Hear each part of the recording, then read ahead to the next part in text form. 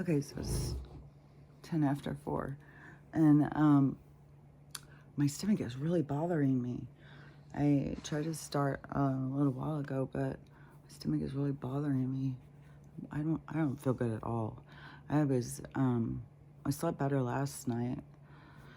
I went to bed, like, it was like 7 o'clock, and the dogs have been sleeping for hours. And I was like, fuck, I gotta just go sleep. I feel like I'm awake still. So I just went and laid down and I went to sleep. But then woke up several times. But still, I feel rested still, even though I still feel tired. But that kind of has just been like the regular thing. I swear to God.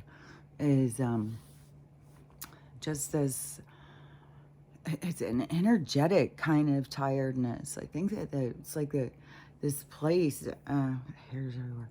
This place is like sucking the energy out of us, sucking the energy. Oh, yeah. So that people who have like high energy and stuff, yeah, you feel it because everything is pulling. It's so weird because I just see this place so different.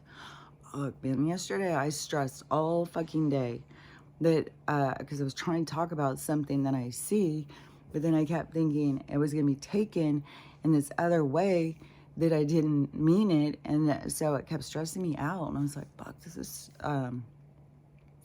it's stressful to say stuff because there's it's just a whole thing. I don't even want to go all into that. I probably will say some things though, because I see all this stuff playing out. And I can't go, like, I don't know, I've been on TikTok.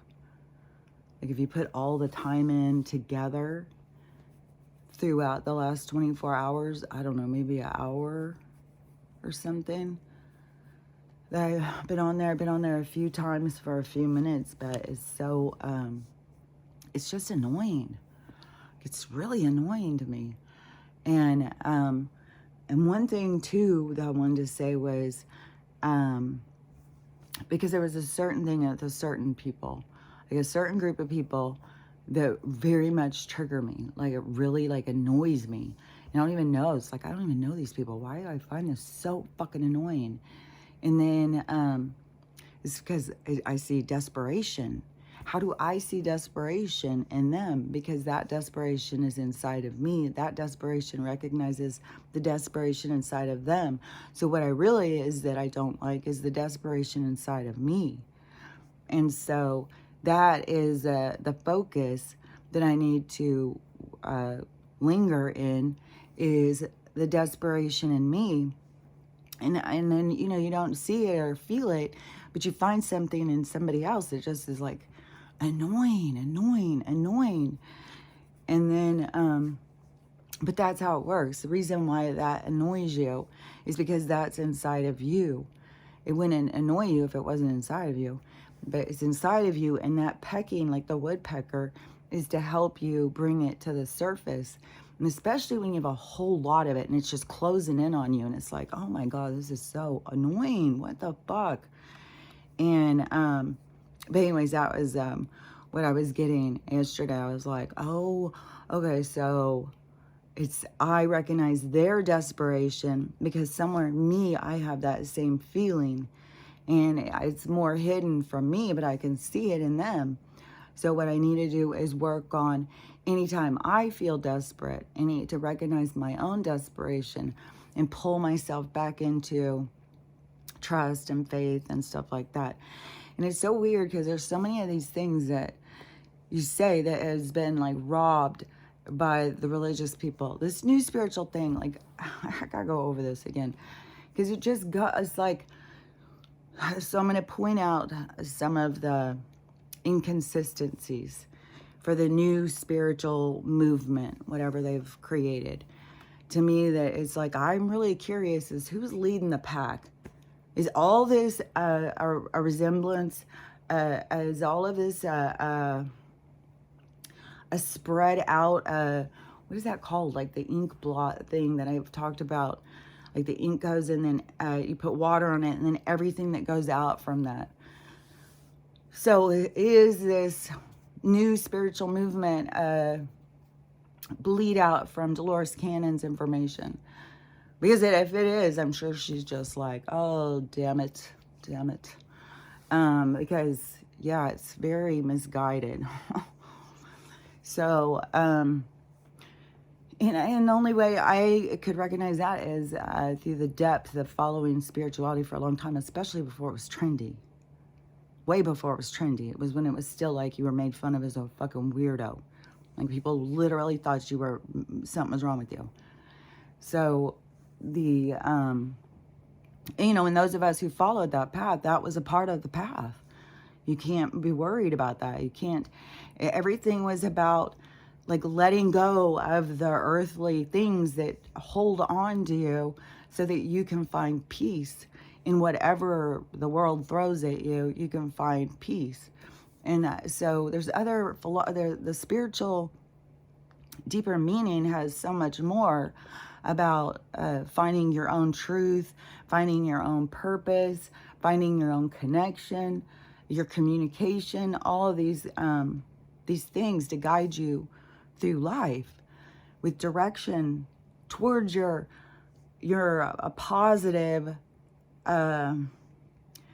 like I hear positive self-reliance, but this journey to this, the role of self that you're proud of. And there's a lot of stumbling to get to that part because it's littered with lessons.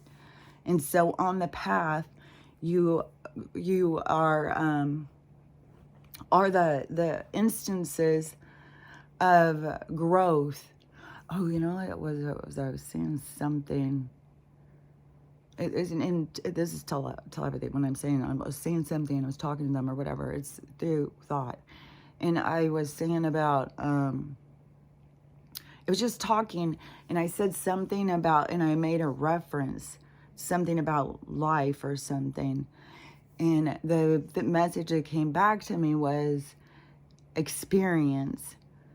And so that is what we need to get more focused on. It. We're just here to experience. We're not here to be the best at anything or to be the most successful or better or any of that stuff. We're here to experience ourselves, to experience what it is to be ourselves, to be alive. What does ourselves interact? What does ourselves experience? Oh, it's funny too, because it is like this one thing with the boys, because it's so much like, I feel like this is Huck Finn and Tom Sawyer that have entered my home. These two rowdy little boys.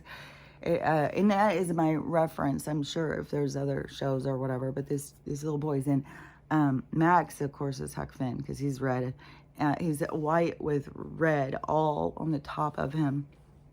And he just has a Huck Finn attitude. Like, hey, I've been out in the streets a while. I don't need you to tell me what to do. As a matter of fact, this holding me back is a little too much. And so he's very Huck Finn. It's so funny. And the other guy is so Tom Sawyer. And they are the cutest little thing. And then when they get excited and they start acting all rowdy like boys, and then they'll get real excited and they'll come in and they'll start doing these like wrestling moves and trying to take each other down, and they get, oh, Stella's getting all worked up because she gets mad. She'll come in, she's like the mom, she'll come in because she likes to lay on the porch, and as soon as they start getting too rowdy, she'll come through that door and start barking at them. And so many times she's coming here, so many times that she will get so mad at Max. There's her nose. You see a baby girl nose right there. It's kind of dirty looking. Let me get it up on the screen. So anyway, that was one thing with her nose, with her autoimmune that she has carried her the whole time, that we would just keep battling and battling. But she always had a super dry nose. And I tried all these different things, and chunks of her nose would come out and stuff. And then on something that I started doing, her nose just became like super soft and everything. And lately it's been dry. And she has a couple of really big cysts we're really working on and stuff. And sometimes she gets really whiny and needy, like right now she's like wrong on me. But so I think that she's having an elevation in symptoms, but I know I am. I cannot believe the pain shooting through my body. I'm gonna drink more than bentonite clay. I keep doing that. I do think that that is helpful. And and the teas and stuff. I mean, there's only so much detoxing you can do. It's like I do the black seed oil several times a day. So, I mean, you can only do what you can do. And I know there's lots of people who believe, oh, well, that's your body changing and all that stuff. Well, okay. I've been at this for a long time. Like my Kundalini rose back in 2016.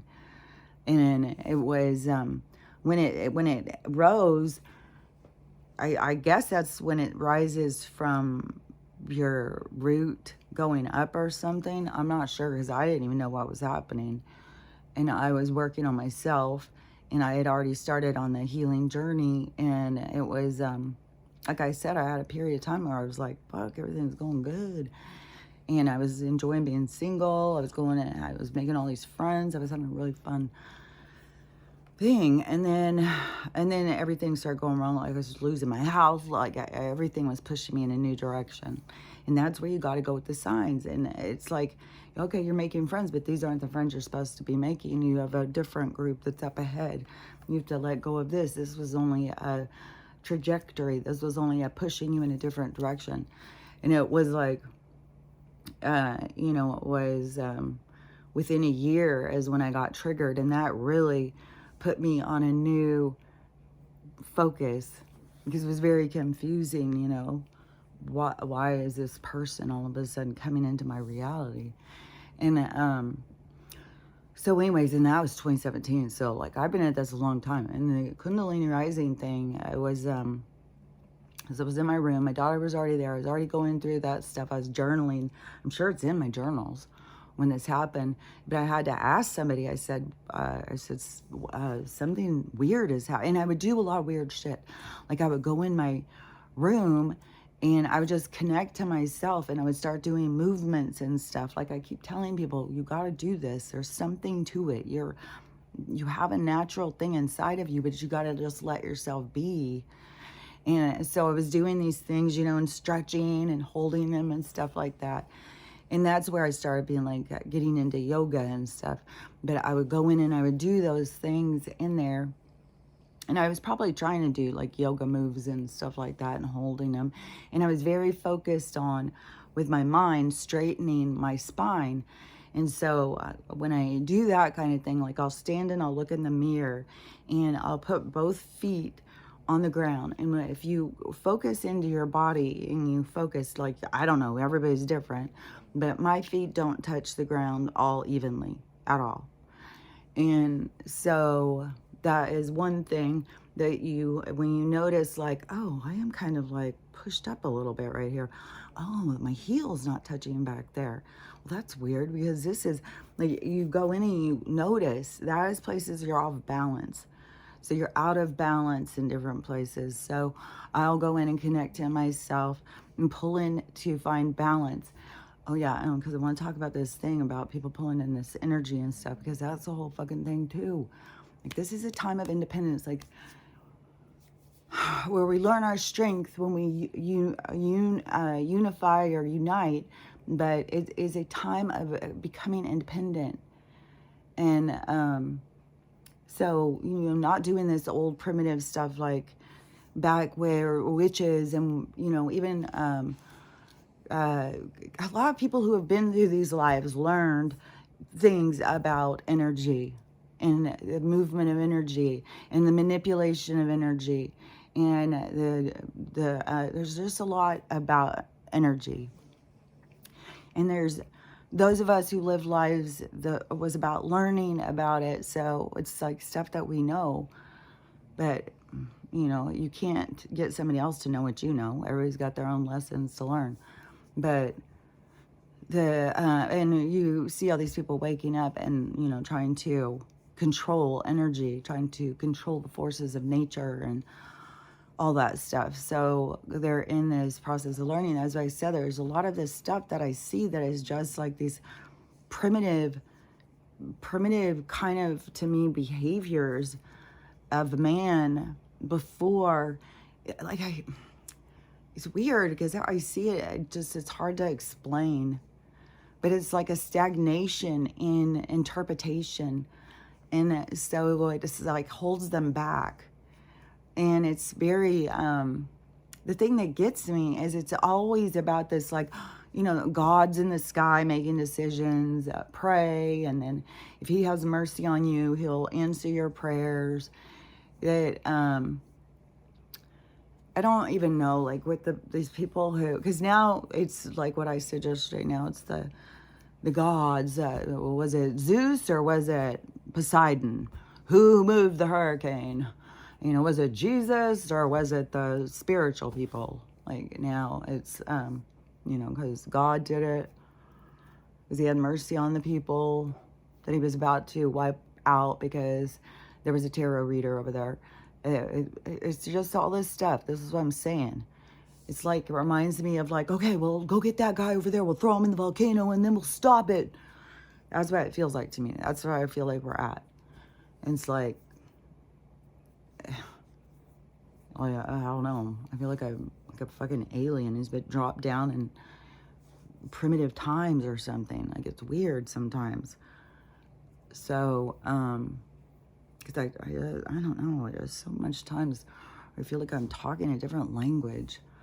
It is very isolating and lonely to see things that other people don't see. So, anyways, on this spiritual thing, I wanted to point out some things. Like, everybody's got to figure it out for themselves, you know. And I know that there's a lot of people on here who, you know, follow me, who of course are going to follow some of these other spiritual channels. That's why I try and tell you to be aware that there's a lot of misinformation going around. There's a lot of people who go around acting like they know a lot of stuff that I don't even know that they've ever read a book about spirituality, much less lived their lives as spiritual.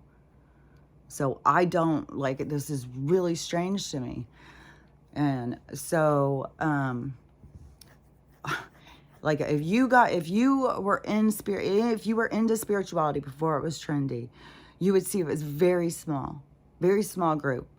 It was not like some huge group, like, and even if you want to bring up any of the gurus and stuff, there's stuff coming out like about that one. He's all buddies with the UN and stuff. They have plants around, you know, to move people in a certain direction, to go in a certain field. So it's like the sheepdogs of humanity or something. But you have an inside program that tells you, but when it doesn't tell you something's off, I think a lot of times it tells you something's off, but people are in denial of their feelings. So that's what their lesson is. But if it doesn't tell you it's off, it's because you're supposed to go through the thing. So you can't tell people, don't go through this, because obviously this is something we're going to go through. We're going from this very primitive way of looking at life into a very exceptional way of looking at life. That's the word. So yeah, it makes sense, because it is going to be so different than what people think. God, my chest is really tight with the breathing thing. It was so foggy yesterday out, and then I went out and did some stuff. We went on a walk. I put the cushions on the thing. I don't remember. Every time I go outside, it's probably, I'm putting it in my motherfucking mind. Oh yeah, because I was talking about the straightening, because it's using my mind and finding the balance too. Like, I gotta do that first. So let me finish that. Because then when you stand in front of the mirror, and this is where I started noticing about the cuts in my stomach and across my whole torso. Like, I'm still struggling with the belly button area. And it kind of freaks me out a little bit, because when I was a kid, I had this very protruding outie belly button. It was embarrassing. I was totally embarrassed of my belly button. I still wore a bikini everywhere, but I was totally embarrassed of my belly button. And because everybody else had these innies, and I had this little fucking thing peeking out. And so, but then when I had kids, it went in. But I think it was more just my stomach stretched out, and then it just fell over it or something. I don't know. But it went in. And then they have done all these laparoscopies, and they go in through your belly button, which I wish I would have never. Don't fucking let them go through your belly button. They make all this shit like, oh yeah, it's no big deal. It's real simple. It's like, it fucks you up. It's like fucking bullshit, man. So you go and understand. So in the beginning of my medical disaster, it all stemmed back to this fucking scoliosis and this migraines and muscle spasms and bullshit. And I wish, back then I would have known more. But see, if I would have known more, I wouldn't have gone through it, and I wouldn't have learned all the things I learned. So I had to go through this stuff. So I wasn't supposed to know it ahead of time. I'm supposed to go through and learn it because it was so much deeper and more complex to my lesson plan than to just learn it and all know it and never go through anything. It's like, that's what people want to live their lives like. It's like, you just want to know everything ahead, but how do you learn it? Like, you think that, I don't even know, man. Yeah, it's so fucking, so, it is, because it is like the watchers, I fucking got watchers down here, and there's like, oh, I'll learn through you. I don't need to learn anything. I don't fucking know. To me, it's like, people are just lost. I don't even know what else to fucking call it. Like, this Florida thing has been weird. It's cool to see the people from all over, though, be doing these videos like, oh my God, I just like up first thing in the morning. I've been up all night following everybody's story. I've never had so much connection to people I don't know. So see, it's bringing us together. It's bringing us interest in what's happening over there, and bringing us together. Like, everybody's been talking about Dan. And yeah, he's got a bad criminal, he's a violent criminal, and he does not like women. So yeah. And he's still out there. Like, the one guy's pulled his money. Like, there's so much drama around this. It just keeps going on all these videos. Like, people get so caught up in this drama. So I don't know. To me, I have a lot of thoughts about the whole thing, about the spirituality and stuff, like God telling him to go, because this has brought a lot of attention to his state of character, which I would think, especially the stuff he's been saying, like, I don't think he's changed much from who he was. And all of these people, mass judgment on him could be the catalyst event that really gets him to humble himself and change, and to really change, because all these different things, that's what the universe is trying to give people. And some people are very public, and some people are trying to force theirs to be public, and it's like they're becoming known for the wrong reasons or something. It's like known for being stupid, known for being an idiot, known for being hateful. It's like, it's crazy. But anyways, all these things have to play out, and those are the kinds of things that trigger my, desperation. Like, oh my God, why are they doing this? And so, anyways, back to this thing with the muscle spasms and the scoliosis. So, and mind you, they're cutting me open every fucking couple years through my torso, which is your oh yeah, because I forgot to say when the Kundalini rose, because my whole body started vibrating, and I didn't know what was going on. It was the weirdest fucking thing. And I had to ask those people in the spiritual group, and they're like, I don't know, I think that would be your Kundalini rising. But mine was it was very dramatic, and I was by myself. But it didn't go all the way up, because this was my throat chakra. After my throat chakra, my crown chakra was in this house. And that's when I said, it was like fucking, there's a party. There's a goddamn party. And it's noisy. And so it just was like, I opened all the, it was like the doors went down of my mind or something. It was like, I don't know how to explain it, but my Starship Enterprise, the windows opened. I went out of the protective barrier or something. So anyways, when I'm standing in front of the mirror, and I started seeing and noticing, like, oh my gosh, like the scar, like, is that pulling my hip a little? Is that? And then thinking about, like, when they cut you, you have to sit there. It doesn't heal back right. And I am telling you, I have been breaking this scar tissue down, and I will say it's very painful. And there's people who go in and get this for surgery, and then they go in and get cut open, they get all their adhesions removed, and they all grow back. When you're breaking it down yourself, I can't tell you to go do it, because I don't know what else is going on inside of you. I just can tell you what I've been doing for me. And I had, my C-section, they used that scar 3 times, because I had to have 2 hysterectomies, because they messed up on the first one and didn't get everything out and left holes in my body and all sorts of bullshit. So, and this was during the period of time where I thought I was going to die. And I was so fucking sick. But it went past this, because even after this surgery, I was so fucking sick. I was probably so eaten up with parasites and stuff. That's probably when I was healing the Hep C, probably everything. And so, and I was going to the doctor all the time. And they just send you to specialists and stuff. And so many people are going through that right now. So many people are being really hit hard with a lot of sickness. And they're getting so frustrated dealing with this system. You know, don't worry. It's not just you. It's all of us. This is a system's bullshit. And so so anyways, they used that like a fucking kangaroo pocket or something into my body. And it had a lot of scar tissue, and I didn't realize it until I started doing all this stuff. And then I started feeling it was like a fucking rope of scar tissue, man. And it was all knotted up and stuff.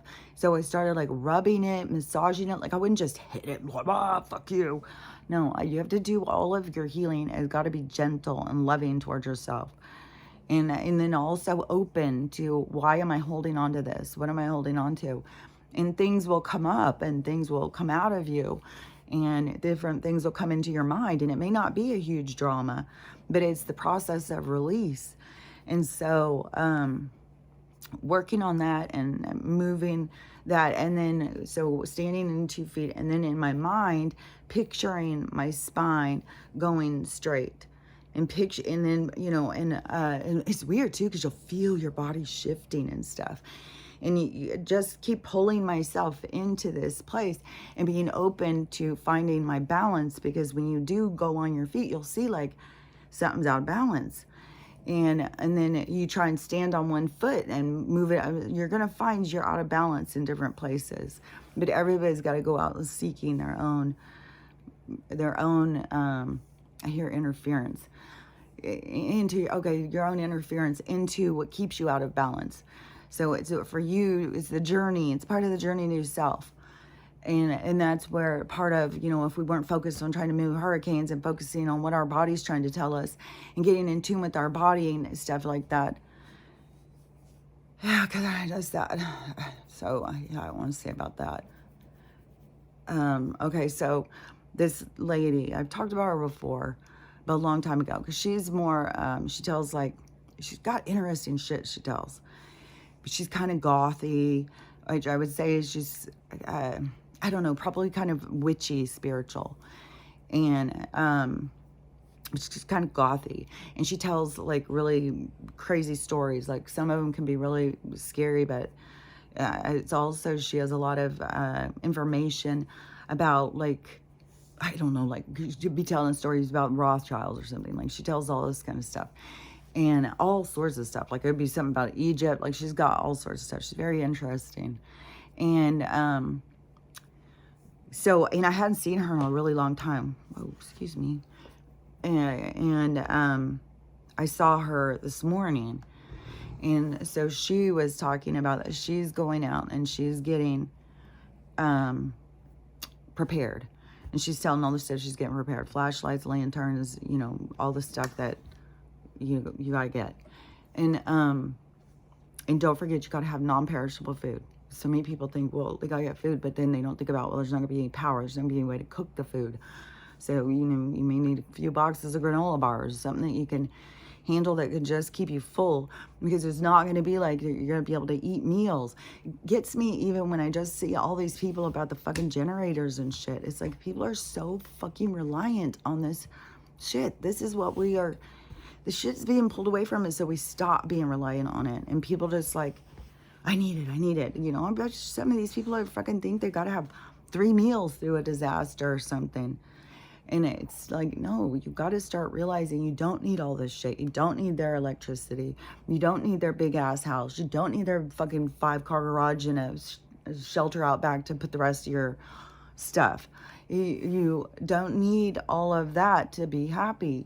And that is the true spiritual journey. That is the true awakening, is this changing our priorities and our value system through our recognition of our spirit in all of these traumatic things are pushing us to have to connect to ourselves in a deeper way and to each other.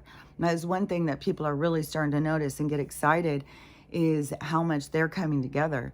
And it's like going civil war almost, like they are in a battle with the FEMA over there. And those people, they're not having it. And so, and that is where we all have to, you know, put our thing up. We come together and we say, nope, we don't want that. Like, we don't have to go out and, like, you have all these people like, get your weapons, get ready, we're going to have to fight them. It's like, who are we going to fight? Like I have said it from the fucking 2020. You want to go out and fight these motherfuckers, all you got to do is get some holy water and some crucifixes and some wooden stakes. That's what you're going to have to go do if you want to go out and fucking fight with these people. Like, who are we going to be fighting?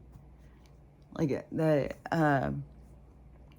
want to go to the Capitol? Now, there's even this footage from up above the Pentagon where they're trying to show, like, they're doing rituals or something in there. Like, these fucking people, they pretend like they go and sit in this room and talk about shit and really want to make us good rules to really, and they're fighting for us and shit, when they're really just going in and fucking cooking up some fucking spirit cooking, chomping down on some little dark people. And it was like, fucking bullshit, man. These people are fucking weird.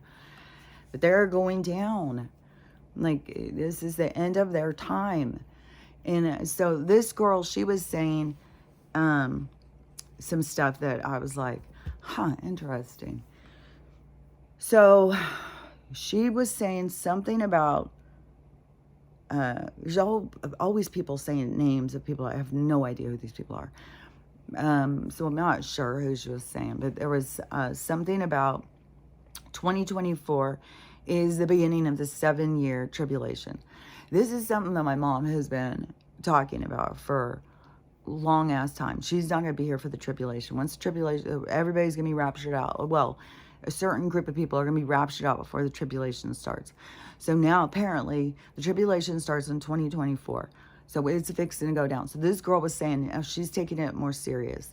Like, she's gone and gotten her stuff because when she's heard from this different thing, and it also aligns with this church thing, that it's going to go down in 2024. And then it starts the 7-year tribulation. The thing about the 7-year tribulation is, my mom and I have argued about this, and she's always telling me, no, it's going to be worse. It's going to be worse than you. If you think this stuff happening right now is bad, it's going to be so much worse. And I am, like, from a spiritual perspective, which is very hard at this point, because, you know, I feel like we keep getting thrown curveballs or something. It's the people just go off on these other fucking directions. And so okay, this would be the part about the spiritual. Did I finish about, okay, about the straightening and finding, okay, the girl, the tribulation, and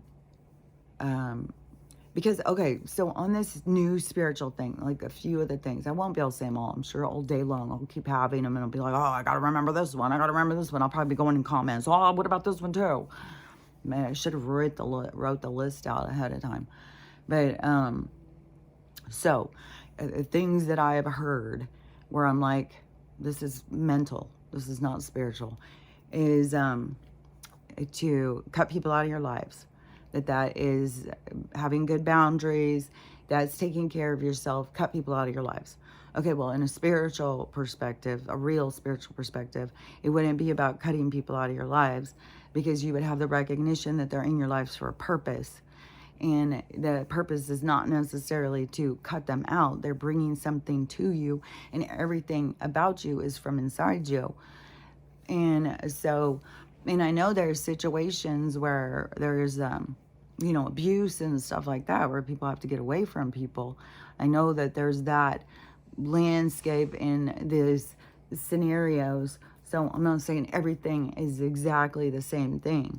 I'm giving like a overall kind of perspective.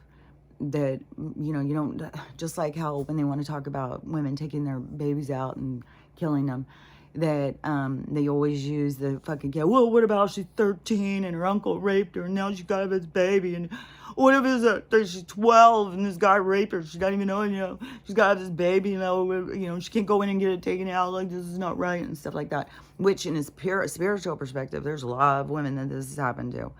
And they've had those babies and it's been the biggest blessing of their life. So yeah, things go in a direction that people don't expect. But that's when you get into the flow of the universe, when you're trying to fight against it. No, fucking universe doesn't know. I gotta go get this baby out of my arm.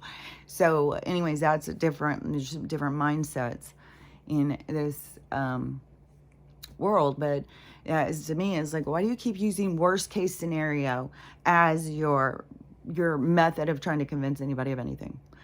So now that's what I'm saying on this.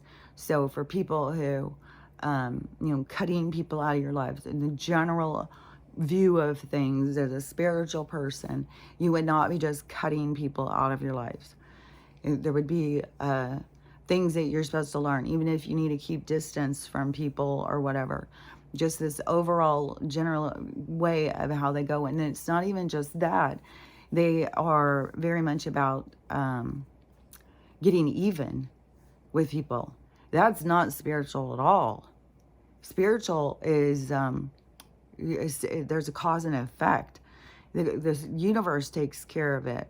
You don't have to go and get, let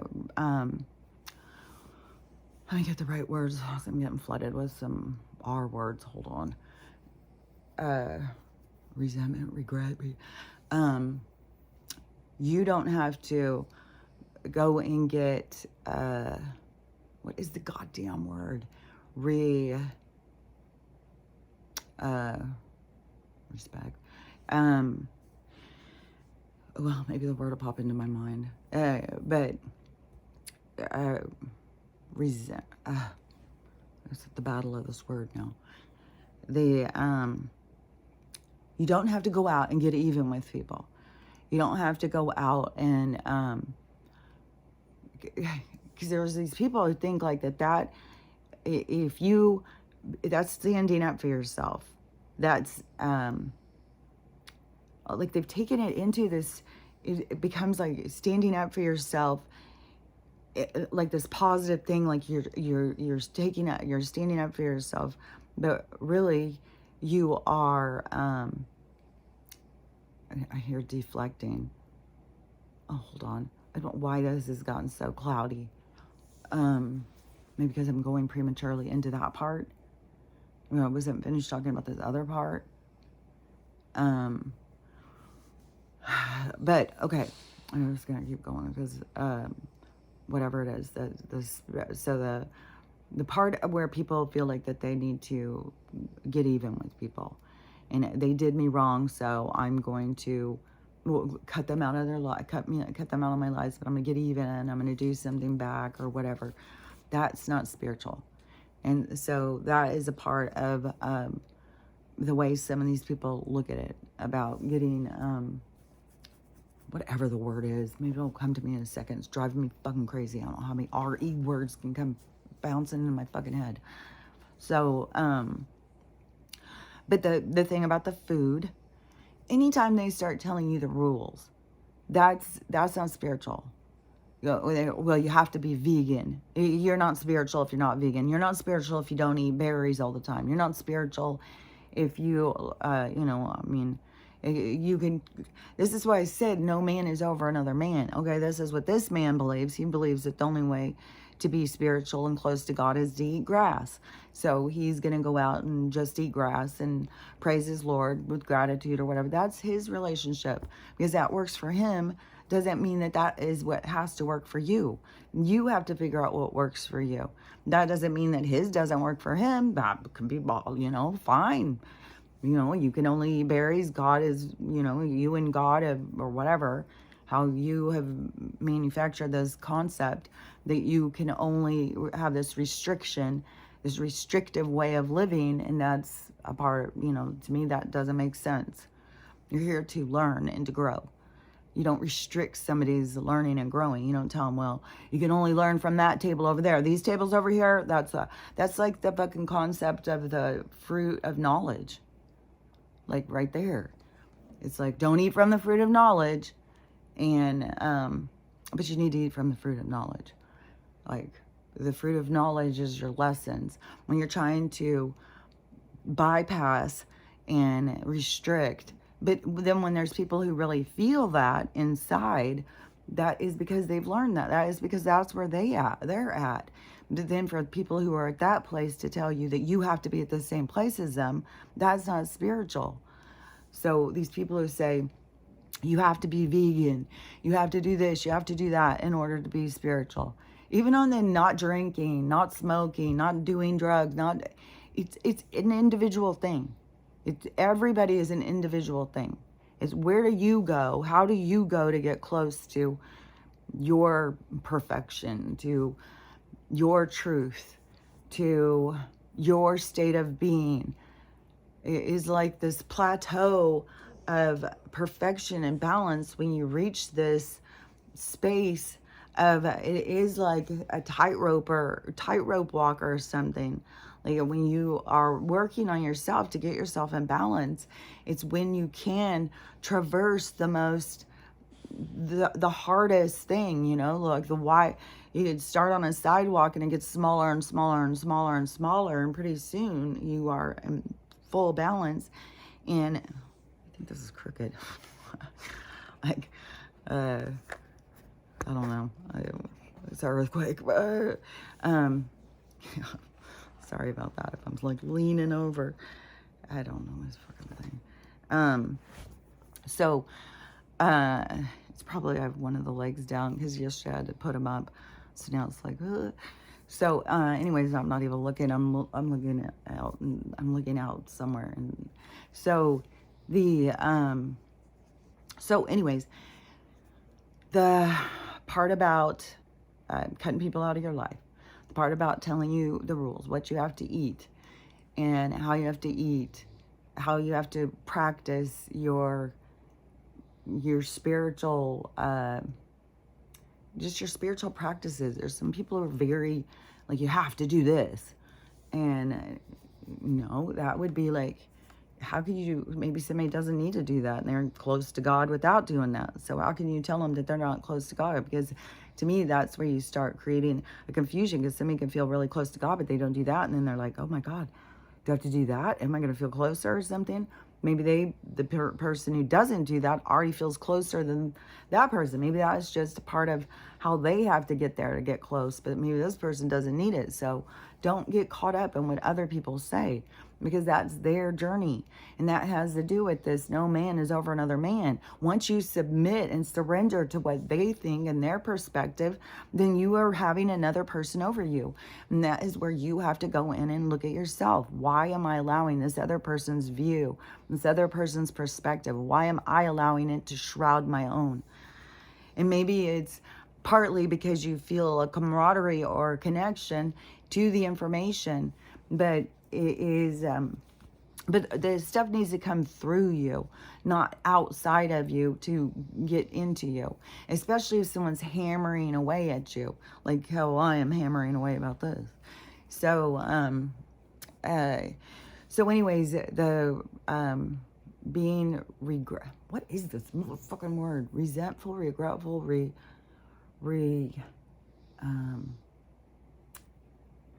when somebody is trying to revenge. Yeah. So when somebody feels like they've got to avenge themselves, they're feeling revengeful, or you know, this person fucked me over, I will show them, because you don't mess with a starseed, I'll show you. So because there's so much of that. You don't mess with a starseed, you don't mess with a light worker, and you don't mess with a witch, you don't mess with like these stuff. It's like, well, you don't cast spells on people, you don't fucking all of these things, like you don't get revenge. A vengeful spirit is an vengeful spirit. So if that's how you want to live your life, that's not living it through spiritual. So spiritual is that walk your own path, but it is, somebody throws rocks in your path, you don't kick the rocks at them, you just step over them. And if they have that kind of a vengeful spirit, then the universe will take action and show them the cause and effect of their actions. This is why you want to be mindful of what you put out. And it's so crazy too, is how many people put out so much negative, but then they're shocked when negative comes back to them.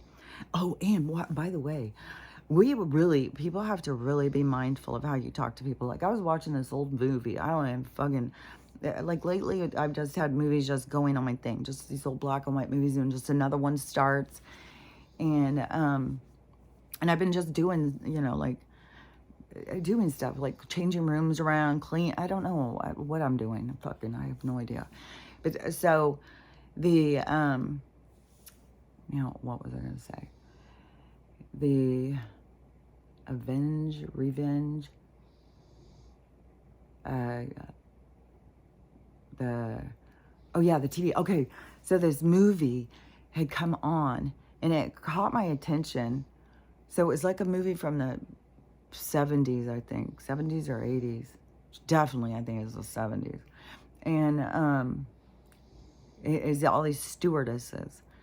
I remember back when this was like this. It was my one friend became a stewardess. And which I don't think she lived like this. I think she got married. But there was a thing about like these stewardesses going to school and then all living together. In that one, oh, fuck. God damn, I'm so sore. That guy, that guy who, I think it was in Chicago or Boston or something, a creepy guy, and he went in and to the one where all those nurses lived together. So it was some apartment. I don't remember, it was like 5 or 6 nurses or something lived in this apartment. And I think he did them all in. I think he all of them. It was really a gruesome thing. I can't remember his name, but that's what this movie reminded me of. It seemed like that was like copying that story. So I don't know if this was made shortly after, but this was stewardesses. And this guy, it was showing so much of him in his life. And so he was already an ex-convict. He'd already had charges of these kind of crimes against women. And so he had gotten out on parole or something. And then he was married to this woman.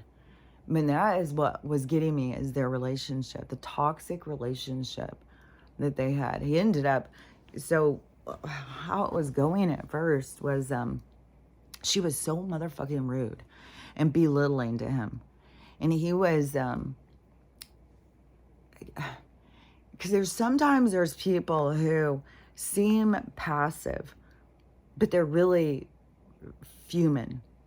So I don't know how to explain it, those kind of people. But it's like a hidden, they're hiding how mad they're getting. And they're just like hiding behind weakness. Like, but their weakness, they're being passive, because you got to have boundaries. Like, you don't just be you don't just let people just kick rocks at you. Like, you don't, there's, you step over them.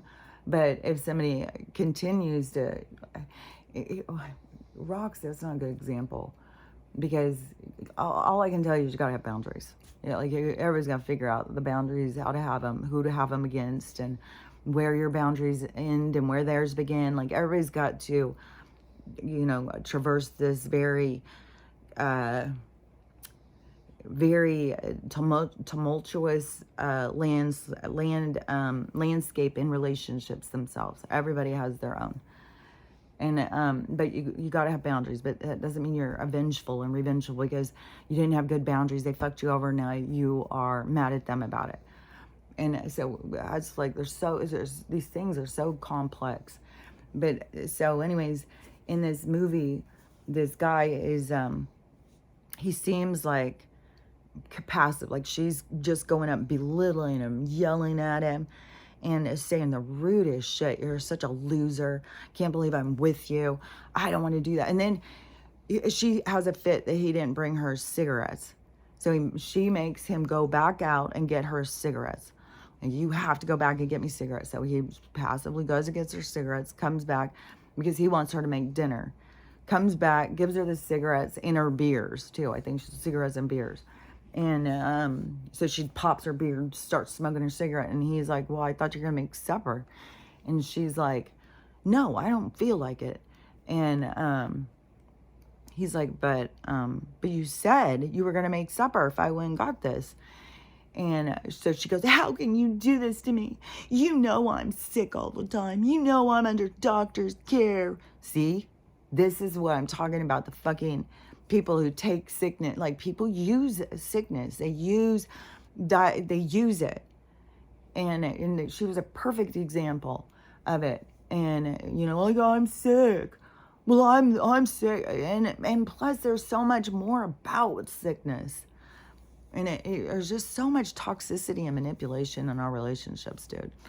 So, anyways, so he didn't get his supper, and he was pissed. And it was another one where he just put it in his pocket, and she's just screaming at him, oh, manipulating him, gaslighting him. How dare you want me to cook for you? You know how sick I am. I just need my beer and my cigarette. And so so he's storming off, and so he's already building up to, you know, he needs a release. He needs to fucking somebody. And so he's getting more and more tense, and I'm thinking, fuck, Ted Bundy, man. And then he had a job as a cleaning person, like very Boston Strangler. And he had a job as a clothing delivery for the dry cleaners or something. So he would go in. Back then, apparently people really trusted the guy who came and got their clothes. Oh yeah, they're laying in the other room. Just run in there and get them. They're all stacked up for you and stuff. I'm like, dude, like, we're not there anymore. Like the 70s was very different times than where we're at now. You see that kind of stuff, is like, fuck. Just tell this stranger, guys, yeah, go back to my bedroom. All those clothes that are laying on my bed, just grab those. It's like, hell to the no. Get the fuck out of here. Yesterday they came to put that electric thing on my, it was very fucking Secret Service to me when this happened. I was like, had the same kind of feeling. And it was just like my heart sunk. So I was waiting for delivery, and this truck had circled around and pulled up in front of my house. It was this big white van thing. And so I'm thinking, oh, this must be the delivery guy. He must, because usually the girl would go around in a Jeep, and she must have to go back all the time and get more packages. And then there started being another guy who was going around in an SUV. So out here rural, it's like you can just go get a job as a delivery person, I think, and they put a smacker thing on the side of your car. It says you're U.S. Post, and it's like you can get paid for delivering or something. I'm not sure, because they don't work for the post office, I don't think. And I think that it's something with the Amazon contracts or something. So anyways, so this white van, I thought it was, must have been a new one of those people. And so I start walking out, and the dogs are running because they are expecting a box. I've been telling them for hours, like, you know, we've got a box coming, and they know when the box comes that there's treats. So they were, all amped up, especially Stella, because she knows what I'm talking about. And she gets all amped up. They get all amped up. So the car pulls up, and we all go out. And so I'm walking up, and then these two men get out of the thing and just standing there, like, it was so fucking Secret Service like to me when they came. And so I'm walking down there, and I'm like, fuck, you know, what the fuck is this gonna be like? And then I see the male guy coming and stop on the other side of this van, and I'm like, oh, okay, so I'm gonna get my package, but who the fuck are these guys? So they just keep looking at me, and I don't, like, now I'm looking over at the other thing, and the dogs are going crazy. And I said, I think when I got down there, they said, oh, we're from the electric company. I was like, oh, are you guys here to put that thing on the side of my house? And they said, yeah. And I was like, oh, that's weird. I was just thinking about that because I had just been thinking, that's so weird. They made me send that tariff and all that. They said it was going to be on there June 1st. And now, what is this? So, also, it's like, okay, are they in a big hurry because we're about to have this EMP thing? Like, what the fuck? So, they came and put this new thing on my house. And then they left. They were here for a while, but anyways, I think that's all I was going to say about that story. I don't remember, but it was weird. And now I have that thing on my house. So first, if shit starts going down, first thing I'm doing is turning off my whole fucking power panel. Because I have learned how to live without electricity. I don't know about the rest of these people. Like, they'll fucking panic. I gotta have lights. I gotta have my TV's gotta be on. It's like, oh my gosh, this is so mental. And so anyways, and the thing is so much of this is going to be what is the chaos, what is the tension and stuff. And that's what is the hard part, is some of us have been challenging ourselves and working on this while others are just indulgent into life. And, just think that it's all going to be there. It's never going to end. Oh, yeah, what that one woman, too, was saying, the one who was the gothy chick, she was saying that the 7 years, so whoever it is that she listens to, which I still don't know the name. I can find the video if somebody wants to know. He said, we'll have the 7 years of tribulation, and then the world will be ended by 10 years. The world will no longer be here. I don't see that at all. That's not what I see. I mean, these other viewers and stuff, that they aren't seeing that. They're seeing this new world where it's all individual. Like, there's not like a United States. It's all different places. And they have their own rules and stuff like that. It's going to be different, but it's not going to be ended. This world, this way of living is ending. And I think the tribulation is the dark night. It's the letting go. That is the facing the darkness. And I think that's what the tribulation is, the battle zone inside yourself, to find peace and purity of heart and soul through this life. And those things are, like, I would say the tribulation is where you would be really hitting the hard parts to shed of yourself to get through the last part of the bridge to get into the age of Aquarius. That is the shedding of your old self. To me, would be the tribulation. And that would be, it's very difficult to face yourself. Very difficult to face your struggles, your dependency, your attitude, your desperation, your shame, your guilt, your choices. All those things are difficult. And people have stayed hidden from it for so long. And so I see that as the tribulation, is that your whole life falls apart. Everything that you believed in isn't true. And so then how do you reformulate, who the fuck are you? What are you doing here? And that's the come to your knees to the spirituality of, like, that's the return of Christ consciousness, because everybody has to go back to who they truly are, what they truly are.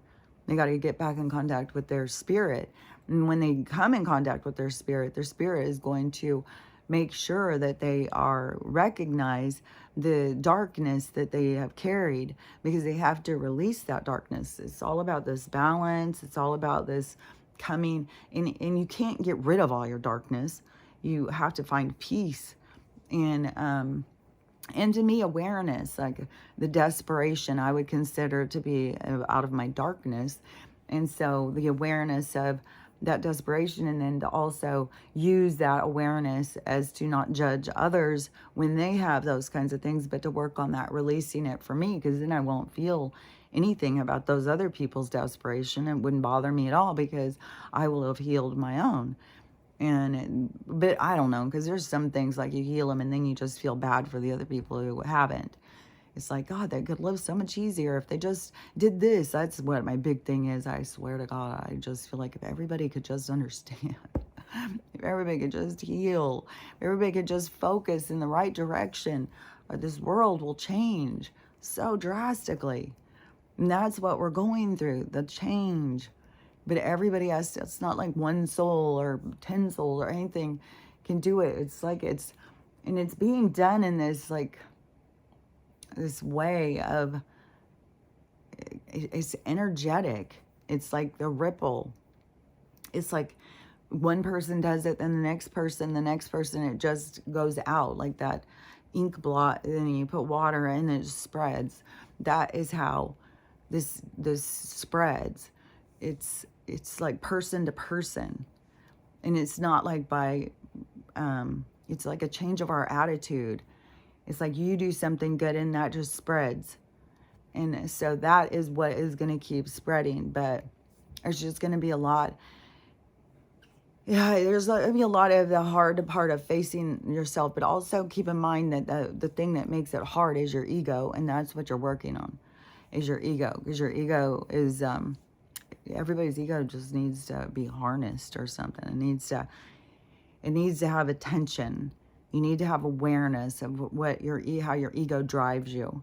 And so, it's like learning all the pedals and how to use them in the car before you drive.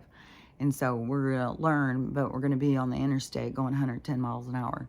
So anyways, that is, learning of how to maneuver yourself. So anyways, back on this spirituality thing with the some of the stuff. So get revenge, cut people out of your life, control energy. You have to be vegan. You have to buy a lot of stuff. Like you have to buy a bunch of crystals. You generally have to pay some life coach to direct you in the direction of finding your truth or finding yourself. So you have to pay a lot of money for that. And then you have to pay money to buy your supplies, which none of that is spiritual. It's the opposite. Even if you, because it is like how I see like these gurus or these monks or something, in like an apprentice monk over another monk, like grasshopper. So the one of knowledge is the learner teacher,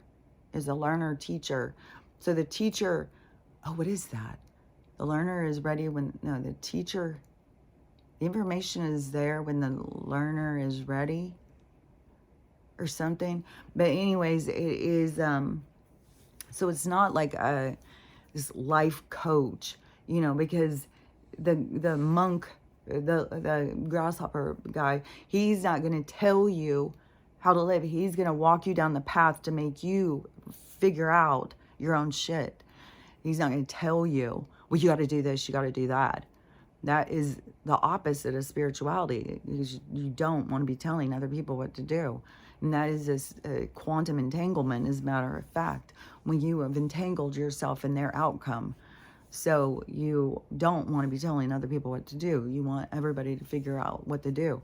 So a monk, like the teacher-learner position of a person wanting to learn about spirituality is, to me, it was going and reading lots of different books, which you can get books from libraries. You don't have to go and buy tons and tons of books. And there's tons of used bookstores. There's books online.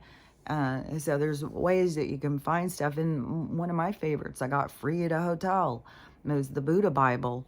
And so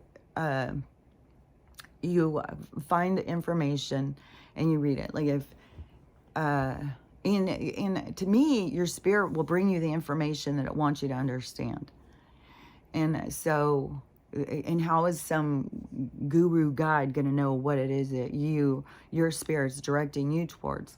Like I think, the one that's grasshopper, he would be, and how do you feel? What do you see? Where do you see yourself? Where do you want to go? How do you want to get there? It would be a lot more about self-directed. And I feel like this other, although I don't go to any of these life coach people, but I see them online all the time, and they're very much like they know what's going. They have, they've got all the answers, which to me is so ego driven. How do you have the answers for somebody else's life? And so, and I know there's a lot of people out there who are scared and desperate and want somebody to give them direction and tell them what to do. But I would tell somebody, you've got to go in and talk to yourself. Like I tell this to my kids and stuff all the time. You got to go in and talk to yourself.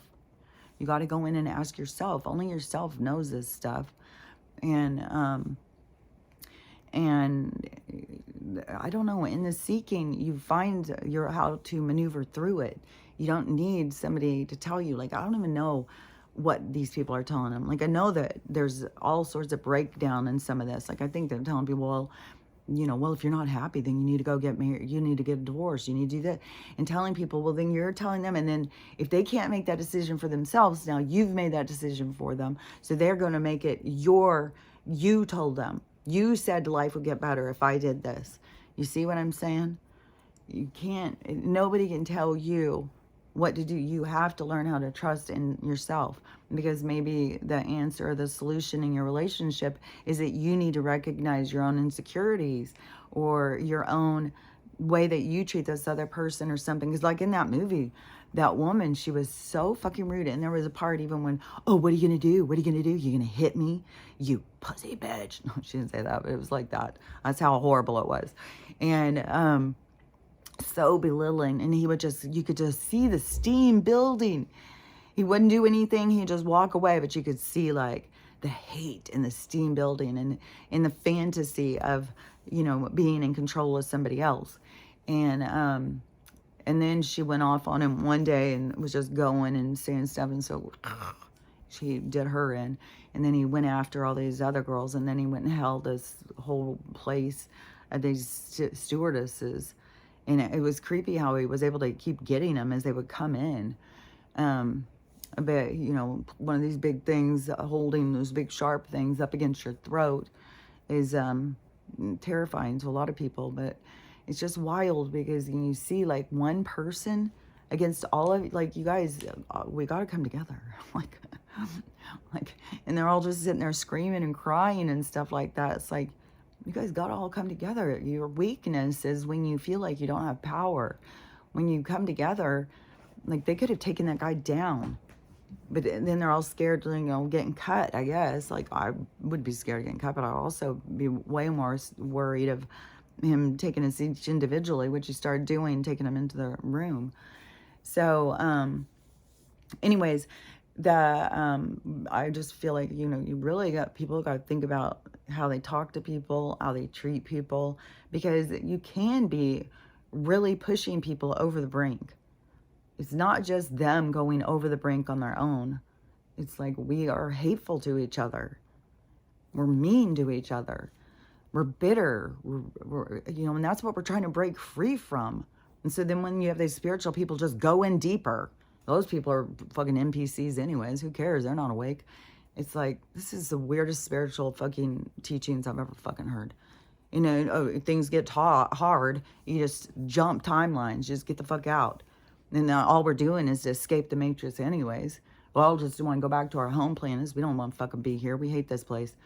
It's like, this is the strangest fucking, because it's spiritual is, your birthright to where you are birthed, where you are, is you have, we have rights. That's what's going to turn into our birthright. That's why resources and all this abundance is going to come towards us, or we're going to find out that it was being taken from us. But we have these things, like you're born here, then, you get these things. It comes with the program. And so, so we're going to go into living that life of what is life like to live when you don't have to go to a job and stress and all of that stuff all the time. But that doesn't mean it will become a world full of people with nothing to do. It's going to be, the time is going to be spent on not just self-gratification, because that just goes too much in with this impulse-driven society, but this part of yourself, of gratifying your soul through creation and the production of your own unique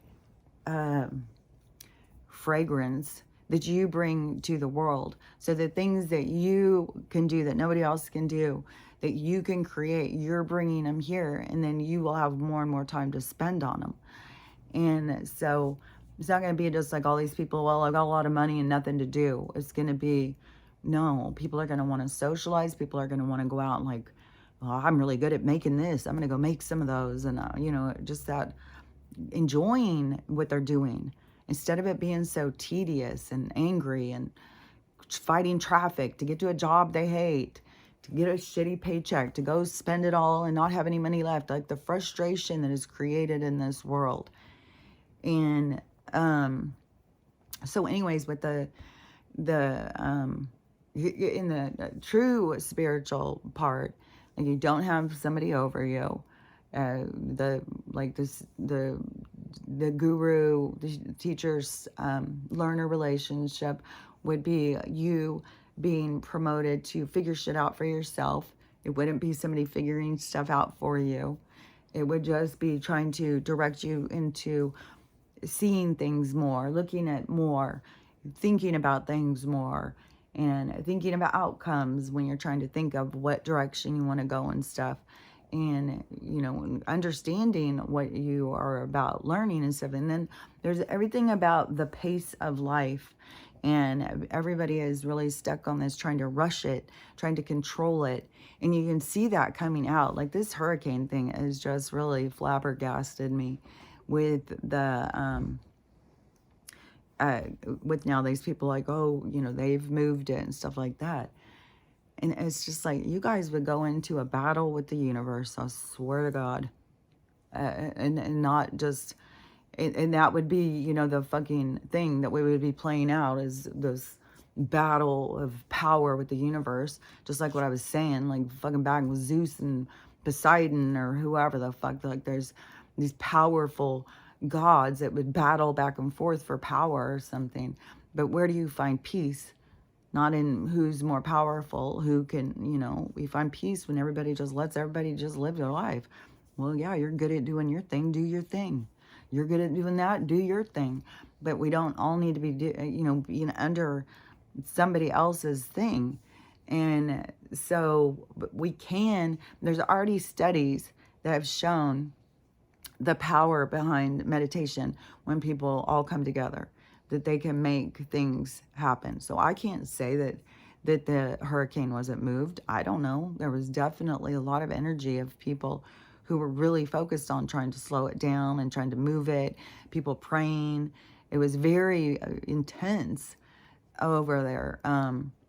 In that other one that's coming, and there's no way, they were saying now, there's no way to know how it's going to build, if it's going to dissipate. We just got to watch. There's going to be a lot of storms, they said, because of the weather, the temperature in the ocean and stuff. There's going to be all these going. And then you've got these motherfucking people. Oh, God. This one I just saw. And it's like she's laughing at us. But now you've got Joe, who's bringing it up, you know, because of, it's supposed to go this way. Because they're all going to see that they were in the wrong. And they're all laughing. Oh, yeah, stupid. Oh, weather machines. Oh, God. These fucking MAGAs are so stupid.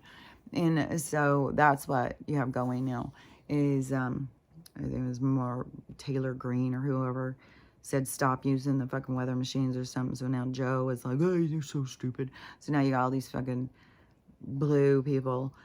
Yeah, these people actually think they're control. Do they not understand what climate change is all about? Do they not understand science? Oh my God. So, you know, it's like, well, you guys are about to have some understandings. You're going to be in for a shock. I'll tell you that. So the people who have, no idea about the weather control, and then, you know, and they're all up in their fucking thing about how stupid these other people are because they don't understand climate control. And then you have, what was another one? Another one was just popping into my head, this weird fucking misleading bullshit. But I did just see another map. In this map, the person, the little thing that they said was that, something about this something about this is going to be the new map. This is the map of, I don't even know what it was said, like the Almanac's future map of America or something like that.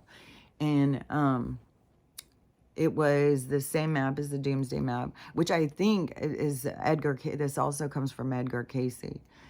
And so it's the same thing as the Doomsday Map, same thing as the Naval Projected Map, the same thing as Edgar Casey's map. And in this one, it looks the same. I would say on this one, my area looked like it wouldn't be there. And because Washington State is going to be chopped. I just don't know where. And even when I was sitting there, because now the smell of sulfur is spread everywhere. Like there's people saying it in Spokane now. Like this is getting fucking intense. Like all over Oregon, Washington, all these people are smelling this smell of something burning or sulfur or something. And which they're saying that they're looking at Mount Adams and earthquakes and stuff. But see, they're not going to tell us all this stuff. They're going to let us fend for ourselves. So, because I know that the scientists are watching it out from Oregon, because it's something with these whole things that have opened, and there's all this air or something, water or something shooting up because the tectonic plates are moving. And so they've got these things. I don't remember what they're called. You can look it up. I don't remember what they're called, but they're all over outside the west or of Oregon. And then you've got all this activity and all this activity in the Ring of Fire. So this stuff is going to go down. And when I was looking, I was like, because I was telling my kids, like, you can't rely on navigation. That's just not going to work. You have to learn the back roads. You can't rely on the interstate. You can't just be like, well, we'll go down and get on the 90. Every motherfucker from Seattle will be coming down that fucking road. As far as, like, the interstate will be the only way that millions of people will be on. And it will be utter chaos. And it's like, you got to know the back roads. And so I went on the map. I was like, I'm going to take pictures of the route so I know for sure. Because I was like, fuck, if I was really driving with nothing, would I know for sure which road to turn on? Because it's a lot back there when you get up in the mountains and stuff and start driving. And then when I went and looked, and I was like, oh my God, this is the Cascades I'm going to be crossing. Like, that's where the earthquake's supposed to be. Unless it starts with the San Andreas, but they keep saying it's going to be this Cascadian fault line, whatever, this fucking shit. I was like, okay, so I won't be able to cross there. And the volcano would be down if it's Mount Adams. The Baker one is by me. And the Mount St. Helens is down more in the middle. Rainier is over outside of Seattle. It's like the, let me think, because there is a different route. Okay, so Snoqualmie is the one that I have to pass. Okay, so Snoqualmie was the mountain that I have to pass to get out of Seattle. So that's Snoqualmie. So Mount Rainier, that was when I drove the back way to go to Southern California. And so when I drove down that one, I drove down Mount Rainier. So that would be the back way. Like if I was going to go down to Yakima, then I would have to cross that pass. And it would be Mount Rainier. So I would definitely not be going that way. But see, Mount Rainier is right up there over where my kids are, over Yakima Valley.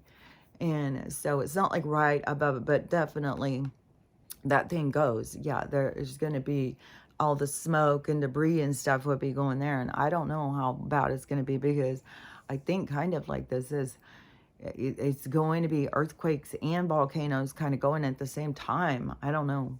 It just seems like that. And so, and I don't know if it would be one volcano and if it would be even erupting, or if it would just be really unsettled and puffing smoke out and stuff like that, and ash and whatnot. I don't know that we'll start throwing lava, and I don't know how far, because when some of these ones, like those ones in Hawaii and Iceland and stuff, like you think like horrifying, these volcanoes going, but you know, people are still there. So, I mean, even the one in Hawaii, like when I was seeing footage of that, people are like out in the roads getting videos of the lava moving. It's not like it can chase you and get you real quick. Like it moves pretty slow, apparently, unless, I don't know. I don't know what happened in Pompeii. I don't know. There's, how much stuff have we even lied to about all this stuff? I don't fucking know. So, but when I was looking, I was like, there's no way I can go out across there. Because if I go across Stevens Pass, I got to cross the Cascadia Mountains. And if the mountains are fucking falling apart and landsliding and shit, and you get caught out there, up there with no road, I was like, fuck, man, that would be fucked. And, and all the earthquakes and, oh, God, fuck, that would be fucking horrible. And, it is like, I mean, I think that we should have probably recognized we were at this Armageddon time for how many fucking movies they put in about it. Like there was going to be this time, and they want us to be scared of this is their time of ending. But it is the biggest thing to me is the earth shift. Like this shift is occurring in the earth, and this is what the people don't seem to get. Like they think that you can keep fighting these hurricanes and all this stuff, like, I don't know if they're gonna get too tired. They're not gonna be able to do it because this is a shift. Like you can't stop what is to come. You can't make things change. Like there's so much of this with people who think that they can control things. Like that, it seems like it's even part of this new spiritual way of looking at things, is about trying to control the universe and control your reality and stuff like that. When it's not about that. It's about this floating. It's about floating, relaxing, enjoying the ride, and not being put off and freaked out about every little fucking thing. So to me, the new spirituality movement is very different than what I understand as the core spirituality. And also this Bashar thing, like, it is to me getting more and more ridiculous. Like you got these people who are like, oh well, who's gonna win now because Bashar said it or whatever. It's like a Daryl, and I heard somebody saying, well, Daryl's been around for, I don't know how long this guy's been around doing this, but him saying that to me is so absurd. And then for him to even, to the woman, well, you asked the question, are you going to take responsibility for the answer? What? She's going to take responsibility for your answer? What in the holy hell is that? Like, take responsibility for your own fucking answer, dude. She has no responsibility to what comes out of your mouth. Like, this weird spirituality shit, like, what the fuck? So, but for him to say, the woman, when the woman will win, and you will have disclosure, and there will be alien contact. The man wins, you will definitely go into Third World War, and all of you will die. It's like, I don't know if he said that all of you will die. He said you're going to go into Third World War. World War III will happen, and it will be the end of existence or some bullshit. So, yeah, I don't know about fucking Daryl or Bashar or whatever. That to me is like, that's some absurd shit. And I don't know if this fucking thing is gonna go down. I'm kind of feeling like there's so many problems. Is that what's going to become the battle? Is the blue's going to say, we're doing this, and the red's going to say, no, we got too many people are in crisis. Their zip code's gone. How are people supposed to be able to do that?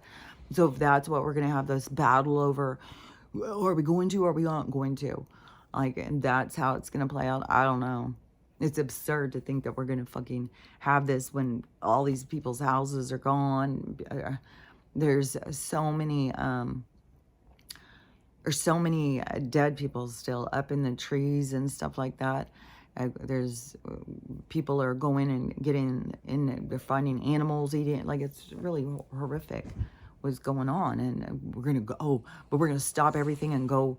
Oh, yeah, these people are doing nothing, and let's make sure she's in here. It's like, because then we'll get a better life. Like, what the fuck? Oh God, this is Oh, God, I just can't wait until whatever. The thing that I can't wait for is this fucking turn. where people see the truth. It's like, God, about all this stuff. Like, I don't know about this fucking Daryl. To me, that is the most absurd shit that he just said. And then you got all these fucking people like that. You're gonna gear. Oh, fuck. And all these people who are just misled spiritually with the because what is the other jumping timelines, not needing to heal. Like, there is going to be such a huge amount of people of the spiritual community and the religious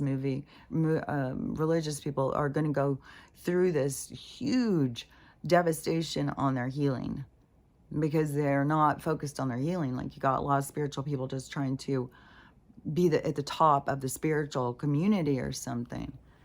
And it's like, that's more their focus. It's like you have these people who are in a storm and their focus is to, get people's attention for what they're going through. There's just all of this just weird chaos, man. All these dramas popping up, like, fuck, man, on TikTok, it's just like all these people's dramas. And all these people talking about, oh, did you see now what happened? Did you see what they said? Did you see? Just, it's like, I don't even know what all is playing out. It's just like so much drama. And so much about, what people think or if this is okay, if this isn't okay, because we're all figuring that out for ourselves. And so it's just very chaotic, but it really makes me feel like it's like the lead in to this flipping, this energy flipping the other direction. And that is the part where I just think that so many people are not going to see this coming. They don't see it coming. And even when people are like, well, we're going to go through the tribulation, we're going to just all die, this is the end of the world, and we're in the end times and stuff. Oh, which also, by the way, over in North Carolina and stuff, the people are so bad that they're all just doing themselves in. I told you there's going to be mass suicide through all this rest of this stuff from this point on. There's going to be mass suicide. And so that's going on over there. And people are just devastated. They've lost their families. People have lost their kids. They've lost their homes. They've lost everything they've ever worked for. They've got no drive to go forward. And so there's a lot of that. So, the world is ending for a lot of people. This is the end of this reality for a lot of people. But there's a lot of us who are here to take this reality into a new phase. And the new phase is going to happen. And the new phase isn't for everybody. Not everybody is here for this stuff, but everybody is here to learn and to grow. That is a for sure thing. And so anyways, this other spirituality thing is going to fall apart because it has this thing about the vibration and how they say what lowers your vibration and makes your vibration higher and stuff. You can't just raise your vibration through artificial means by just, I'm just going to focus on that picture over there. It just makes me happy. So all I'm going to do is think about that picture. Every time something negative comes in my mind, I'm just going to go focus on that picture. Because the things that come into your mind and your reality, you got to work on. And then when my daughter was here and she would get so mad at me because I would say stuff or bring stuff up and then she would blame it on me that I was lowering her vibration. I'm making her, when I'm low vibration. I'm not spiritual at all because I'm talking about something that's lowering her vibration and she's got to put her boundaries up to keep me from lowering her vibration. I try and your vibration can't lower unless it needs to be lowered. Like, you can't just lower it like that. You have to work, you have to raise your vibration from healing this stuff. If somebody triggers you to make you have a reaction that makes you angry and mad and stuff like that, that is a sign to you of something you need to work on. It's not about, you got to hurry and take your mind off of that and just focus on something happy, or your vibration will get lower. Your vibration needs to fluctuate. You got to have dives that helps you come back up. And so you have to go in and out And that your vibration is a constant, and the restriction or the not looking at things or not facing yourself, that is going to slow your vibration. So you want to raise your vibration, you need to be open to your reality of what it is trying to bring into you, not just cut the things out like, well, you talk about things that make me feel like my vibration is going low, so I'm not talking to you anymore. It's like, but you're doing the opposite you should do, because if I'm saying something that makes your vibration go low, it's because you need to go in and see what's going low, what's down there, why am I going low, because it's something that you need to bring to the surface. So it's not a bad thing. And but they've got people convinced, like you think of something for a minute and it's going to happen or something. It isn't like that. Like, you'd have to think about it and give it energy and focus, and you'd have to be thinking like that would be the solution, and then it probably, if that is how your mind is working and where you're focused, it's probably because it has to do with your lessons. So then you see that didn't go the way that you thought it was going to go, so that you see like that's not the solution. And because that to me seems like so much about what life is about, is that you get directed towards the things so that you learn these different things. Like, like for instance with my brother, when he had said, oh, I want to get a brain injury, it wasn't because he said it for that 1 second that he all of a sudden, 6 years later, gets a brain tumor.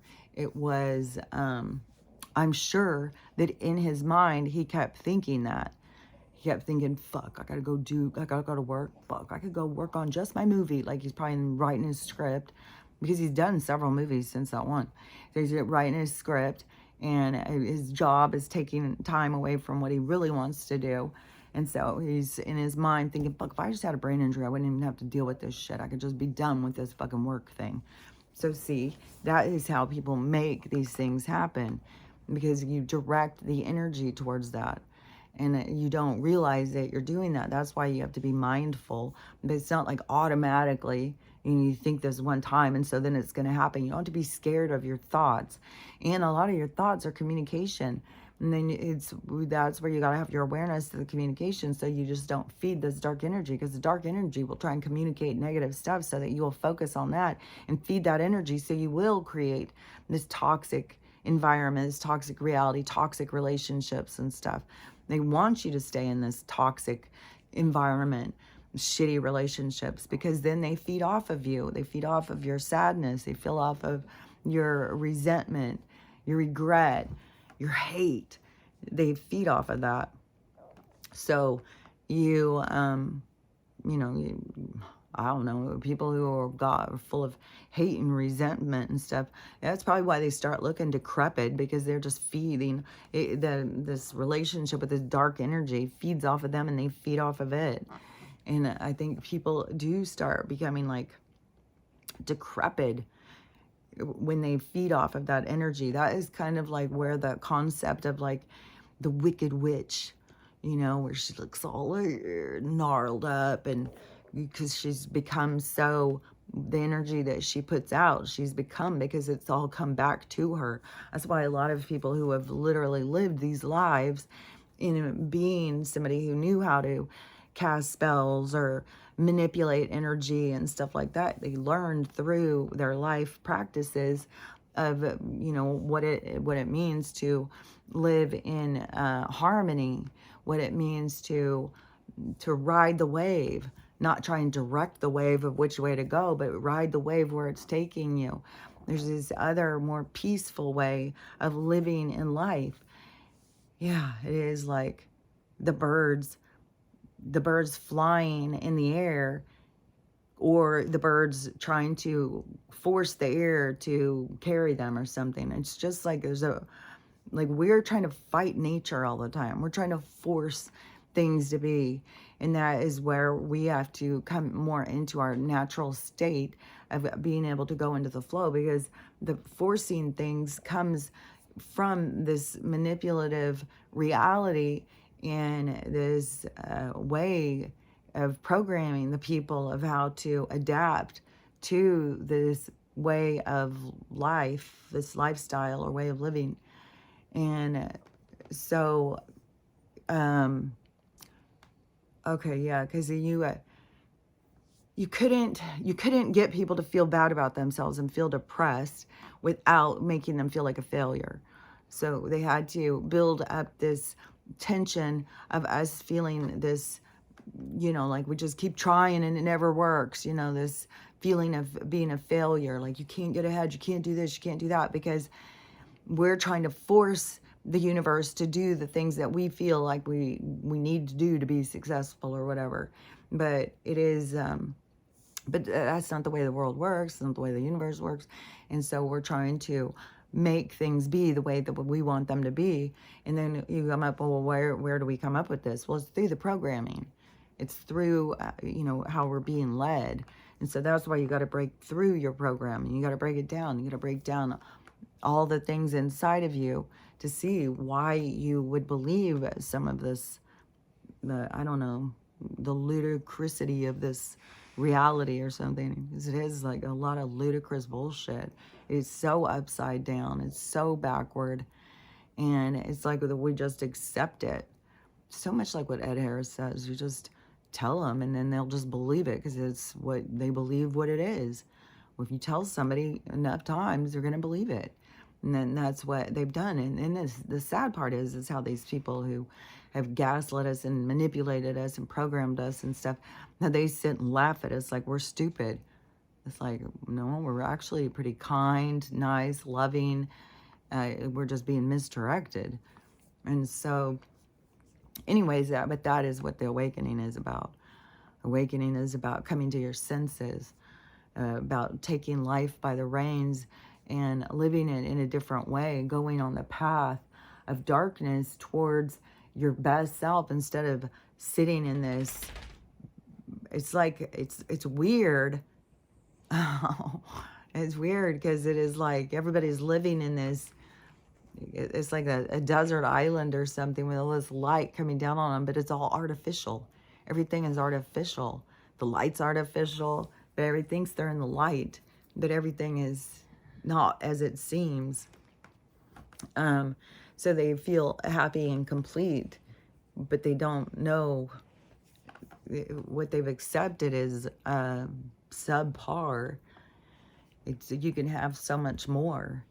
And so then that is the journey to self of like knowing what you deserve, knowing your birthright, knowing what you're here for, and your purpose.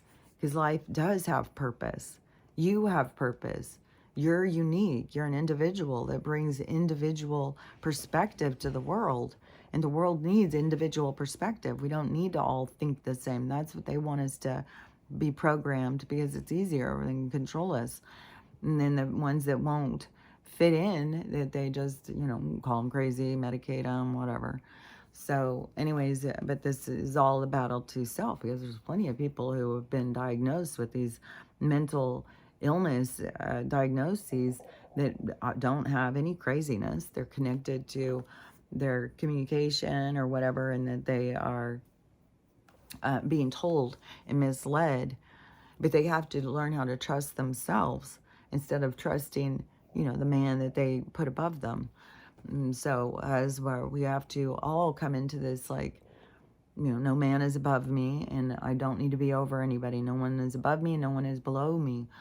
We all stand next to each other. We all extend our hands in connection to connect with one another. We don't stand above or below, and we don't submit or try and be over anybody. Like those are the balances that you are going through. And then just look at like some of the spiritual conversation and stuff. They're better than everybody else. The NPCs don't even deserve life. You got to get even. You got to, cut people out of your life. Nobody better mess with the fucking starseed. Like, there's just so much absurdity. You have to be vegan. You have to have a lot of crystals. You have to, just all this stuff. It's just is like, I don't think this is going to be our new spirituality.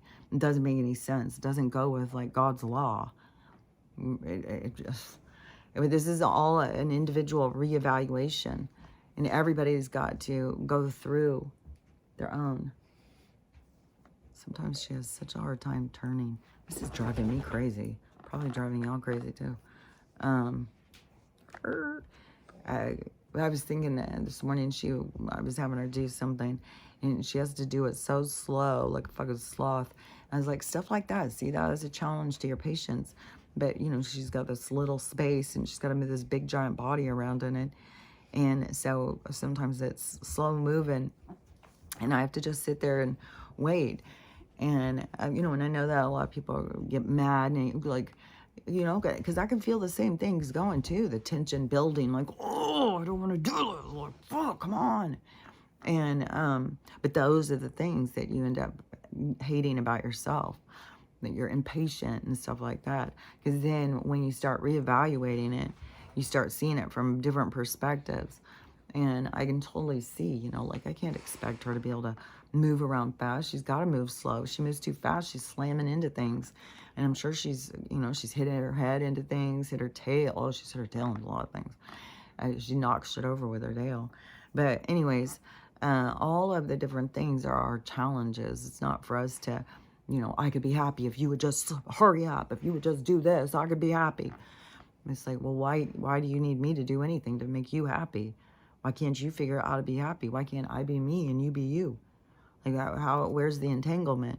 Why is me being me interfere with you being you? And so these are the things through spirituality that you really are there to practice or learn or gain strength in.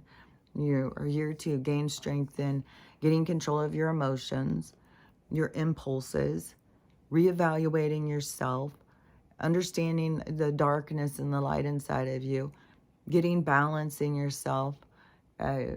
There's all different levels, you know, because there is a lot of people here evaluating how they eat and energy, because I'm doing that all the time too, reevaluating over what it is to be alive and food and energy, and then plus the whole process of going through, you know, like you're not flesh and blood and stuff, where people think, you know, that all these aches and pains are ascension symptoms.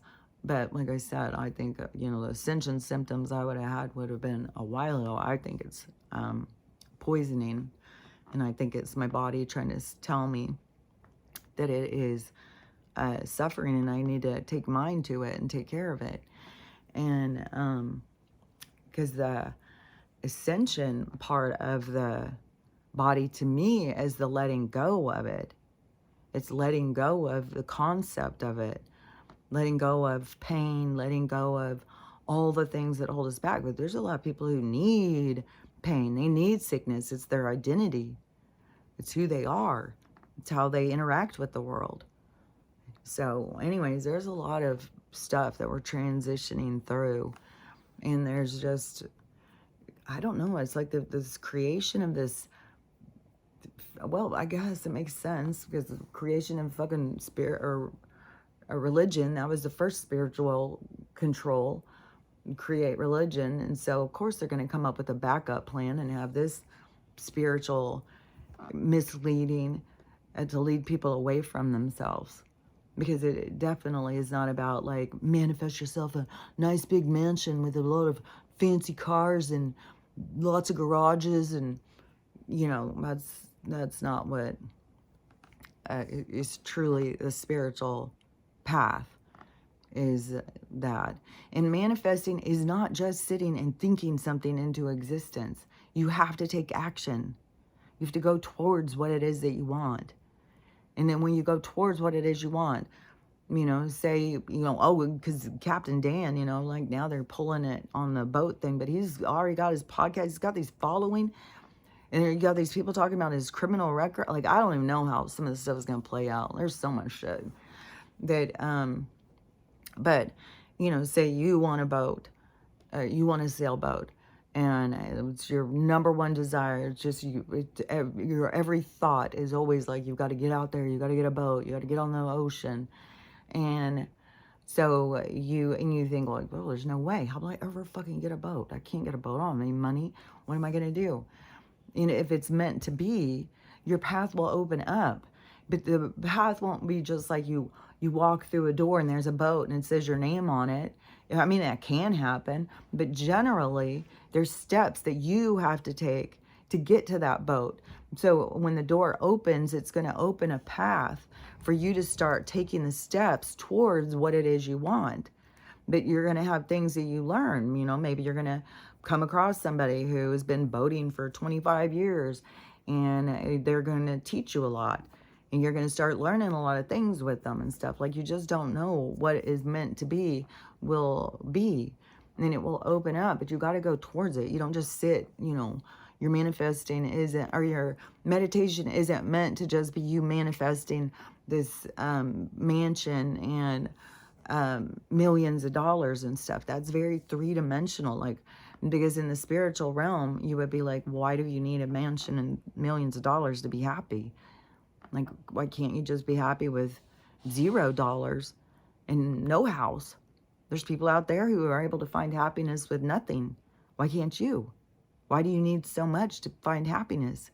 And so that is the journey to self, to spirituality. But you got these new spiritual people who are like, you know, no, they want to have like the mansions and the big cars and, you know, an entourage or whatever the hell it is. I don't know. But we're going to see. We'll see how things play out. I kind of feel like the ones with the biggest platforms through this are going to be the ones that are going to fall the hardest. And it's going to be like a shuffle. It's kind of like, you know how like there's a merry-go-round and up at the top, you know, is that group of people, and at the bottom is this other group of people. And then as they're letting them off or getting them on, how it keeps shifting. Well, that is what is going to happen. And we are shifting little by little, just like as everything is this, like, don't, moment by moment, the shifts occur, taking us all in these directions of who we encounter and how, what it is we're here to experience. And so that going, that movement thing, is, what was I saying?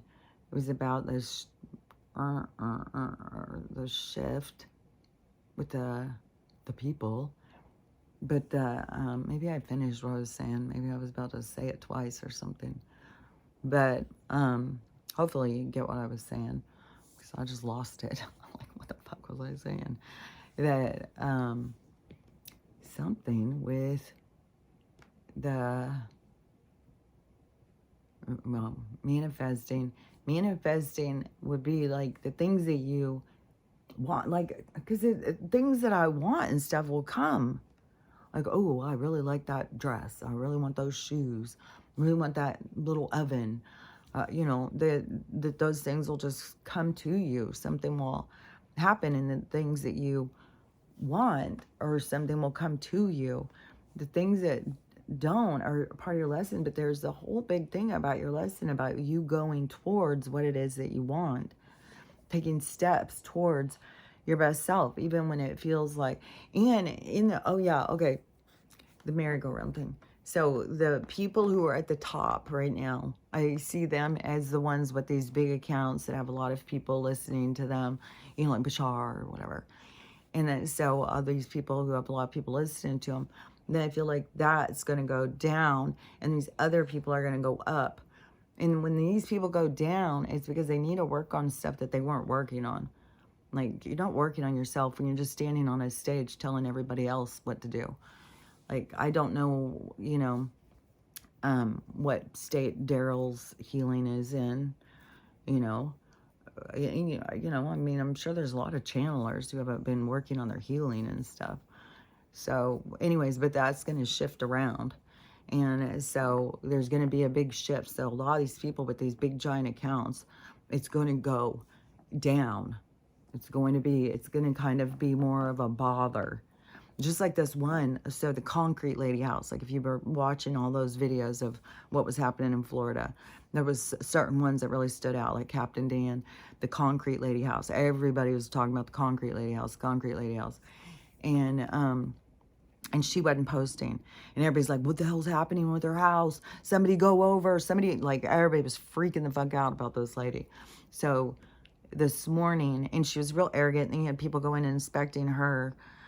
And her husband is, he's got some lawsuits going on for a bunch of money and some criminal activity in his business or something. It's like, fuck, man, there's all these people's stuff coming to the surface.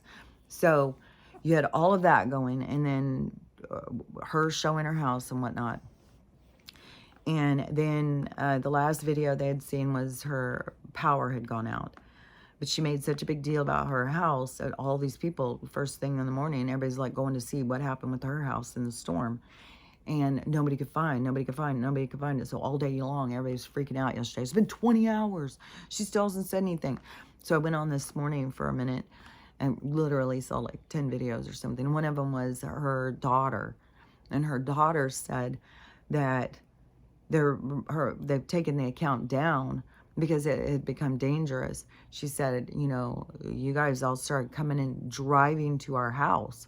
There's people driving past our house all the time. There's people stopping at our house. Like, this has become dangerous for us. We're real people living in our homes. And now all of a sudden, so see, there's this dark side. And a lot of people are seeing this dark side. So, of attention. And so, but there was another one that was coming into my mind too. Of, what was that one?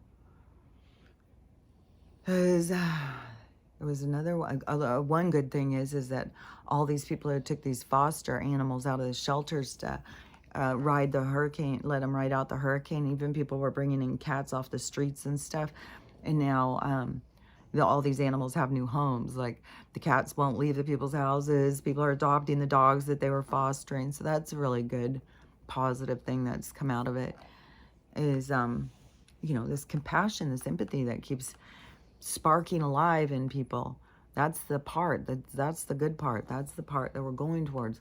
This unity, what happens in tragedy, what happens when things go bad and people come together. But there's a lot of people who their stuff is going to be exposed. If you have something that you're trying to hide, it's going to be exposed. Like I've said, there's no hiding the truth. Everything that people have been able to hide themselves through is going away. And that is like, the darkness has to go away because it has nowhere to hide. And so it's going to go into this time that is very heavy on light. But it's not going to just be like all, it's going to be like heaven on earth. But it still is going to, and it's heavy on the light. But there's something about balance. It's like the dark is there, but we all have our own awareness of the dark is what keeps us in balance. It's like, we know we could go dark. We know we could get sucked into this. We know we could get sucked into that. And this is the parts that people have to face. So anyways, I've been talking almost 2 hours. Okay, so anyways, hopefully I made sense of the stuff I was trying to say. And everything is about you finding your own truth. That's all I can tell you. Just don't just get all caught up in following along with some of these people. But if you are, you'll just be a part of when they fall, and that will be a part of your lesson, whatever it is. Because everybody's got their lessons. So you got to do what feels right to you. Like, if you feel like, well, I really love Daryl, I'm going to keep following him. He says a lot of good stuff. Then keep following him. Keep listening to him. You got to do what feels right to you. And then if stuff starts being exposed and whatever shows ends up showing, then you just got to take it as your lessons and on all this stuff. Because it's for all of us. We're all, and right now, believe you me, like, fucking, I feel like the minority on this spiritual thing. Like, it's weird. It's weird to have gone through your whole life focusing on spirituality and being called weird and crazy and stuff like that, and then get to this part where all of a sudden all these people start creating this new spiritual movement, and then you're still called weird and crazy because you're not in alignment with the stuff that they're saying, because it doesn't, to me, it doesn't go with the universal, it doesn't go with the universal language of love, with the universal laws. It's like it doesn't make any sense. Like nothing that, I don't know. Anyways, everybody's got figured out for themselves. So, and all I can advise you to do is to learn how to love yourself, love everyone, and how to have a loving day, because it's totally up to you. So I'll talk to you later. Bye.